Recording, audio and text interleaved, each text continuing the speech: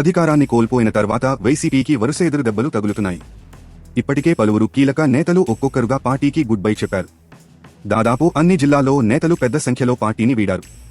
తాజాగా తూర్పుగోదావరి జిల్లా నిడదవోలులో వైసీపీకి భారీ షాక్ తగిలింది. నిడదవోలులో 11 మంది వైసీపీ కౌన్సిలర్లు పార్టీకి రాజీనామా చేశారు.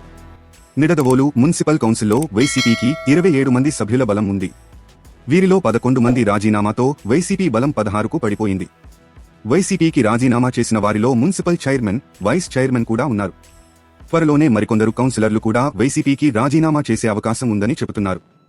పరిస్థితి ఇలాగే కొనసాగితే మున్సిపాలిటీపై వైసీపీ పూర్తిగా పట్టు కోల్పోయే అవకాశం ఉంది. మరోవైపు నిడదవోలులో ప్రస్తుతం జనసేన హవా నడుస్తోంది. ఈ నేపథ్యంలో రాజీనామా చేసిన వారు జనసేనలో చేరుతారా లేక టీడీపీ తీర్థం పుచ్చుకుంటారనే చర్చ జరుగుతోంది.